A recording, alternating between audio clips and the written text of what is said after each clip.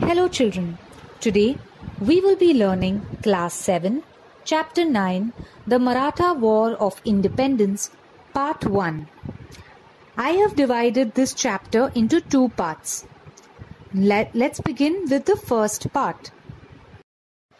After the death of Chhatrapati Shivaji Maharaj, the Marathas fought with great valor with the Mughals under the leadership of Chhatrapati Sambhaji Maharaj, Chhatrapati Raja Ram Maharaj and Maharani Tarabai to protect the Swaraj. This long war that lasted for 27 years is called the Maratha War of Independence. In 1682 CE, Emperor Aurangzeb himself led the invasion of South. Even then, despite enormous difficulties, the Marathas emerged victorious in this struggle. This war is an exciting and glorious period in the history of India. In this chapter, we shall learn about this war of independence. Chhatrapati Sambhaji Maharaj. Sambhaji Maharaj was the eldest son of Chhatrapati Shivaji Maharaj. He was born on 14th May 1657 on the Purandar fort. After Shivaji Maharaj, he became the Chhatrapati. At this time, the Marathas were battling against the Mughals. During the same period, Emperor Aurangzeb's son Shahzada Akbar rebelled against his father. The emperor crushed his rebellion. Then Akbar came to the Deccan to take shelter with Sambhaji Maharaj. Then the emperor himself descended on the south in 1682 CE to vanquish Akbar. He had with him a huge army and a powerful artillery. He asked the Siddhi of Janjira to undertake an expedition against the Marathas. He also won over the Portuguese to his side. Consequently, Sambhaji Maharaj had to face many adversaries at one and the same time. The reign of Sambhaji Maharaj marks the first chapter of the Maratha War of Independence. After Shivaji Maharaj had given him excellent education in civil administration and military campaigns. Sambhaji Maharaj had begun to take interest in the administration of the state and the command of the army from the age of 14 years. While he was still a prince, he had led attacks on many territories of the Mughals and the Adil Shah. Then French traveller Abbé Carré says about his battle skills. Even though the prince is young, he is courageous and brave like his father was famous for.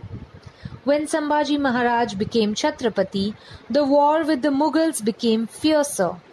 Aurangzeb wanted to occupy regions from Kabul to Kanyakumari and create a grand unified Mughal empire. His dream was to destroy the Maratha state completely using his military and financial prowess.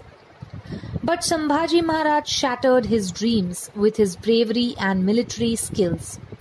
Troops of the Maratha army attacked many of the Mughal territories. Though the emperor's generals tried very hard for a long time, they couldn't win the Maratha fort of Ramsej near Nashik.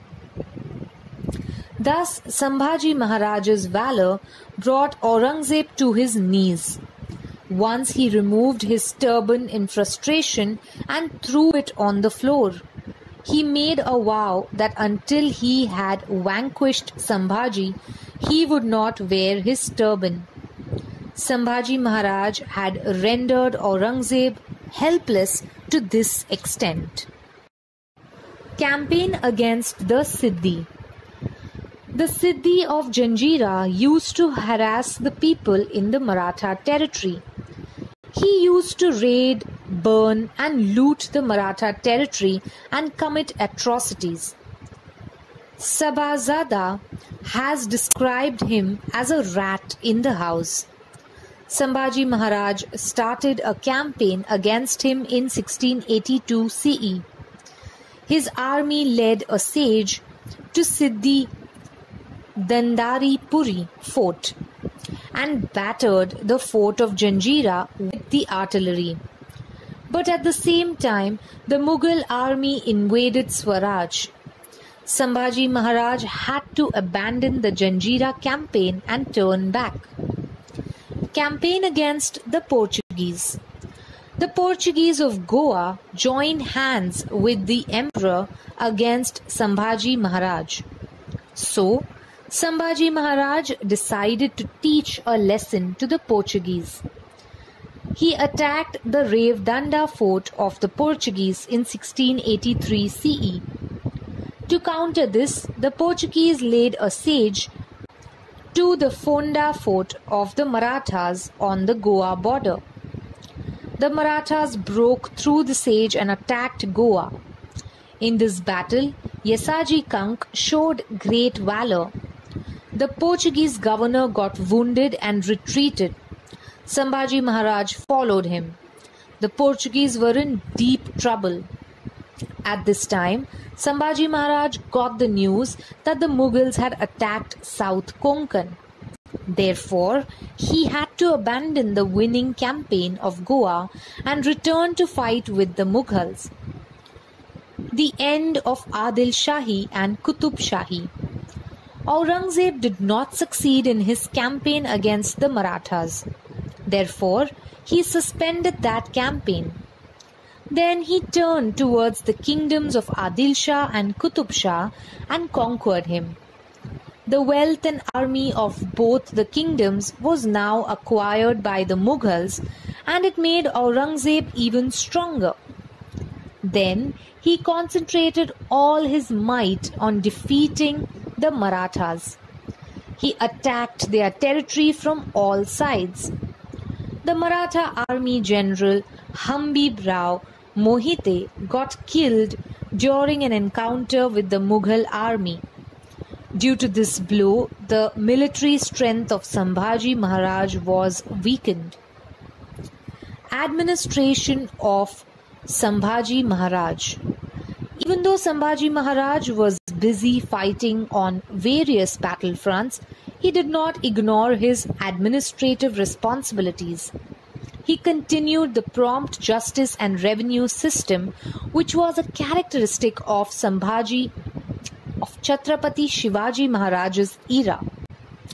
He severely punished the landlords who harassed common people and who rebelled against the Swaraj.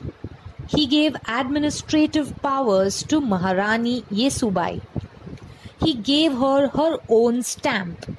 He continued the legacy of Shivaji Maharaj's welfare policies. Sambhaji Maharaj knew Sanskrit and many other languages well. He studied many ancient books on polity and wrote their gist in a book called Buddhbhushanam. Death of Sambhaji Maharaj. Aurangzeb was trying very hard to defeat Sambhaji Maharaj. He had placed Mukarrab Khan in charge of the Kolhapur province.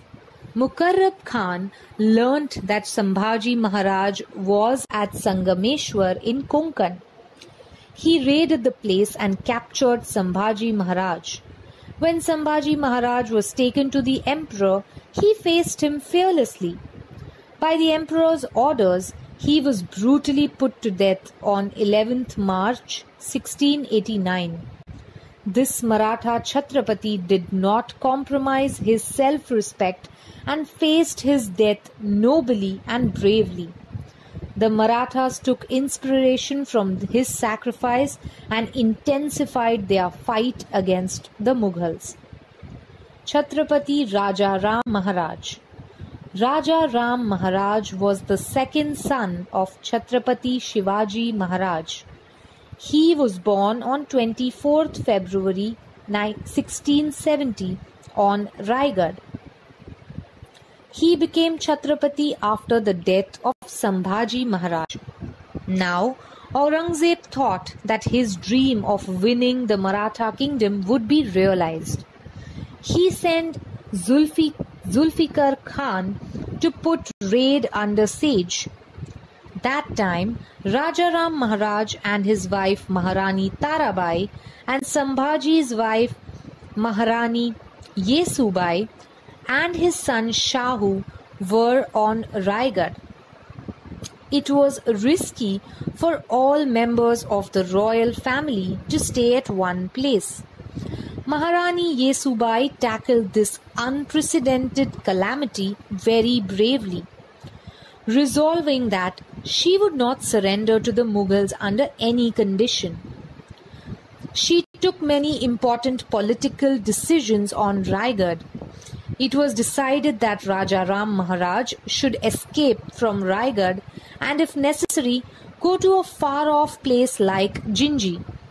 It was decided that the fight to defend Raigad would continue under the leadership of Maharani Yesubai. Maharani Yesubai chose to make Raja Ram Maharaj and not her own son the Chhatrapati. Her decision is a shining example of her love for Swaraj and her extreme selflessness. She kept the Maratha Chhatrapati secure without regard of her own life or that of her son. Raja Ram Maharaj leaves for Jinji. On 5th April 1689, Raja Ram Maharaj escaped from the besieged Raigad with a few of his associates. He decided to go south to Jinji. The Jinji fort was invincible. It was not an easy task for the Mughals to capture this fort. Raja Ram Maharaj took his faithful Sardars like Prahalad, Niraji, Khando Balal, Rupaji Bosle and managed to reach Jinji. Thank you, children. That's all for the first part of this lesson. We shall continue this lesson in the second part. Please watch the video again, read your textbooks carefully, and feel free to ask any questions you may have.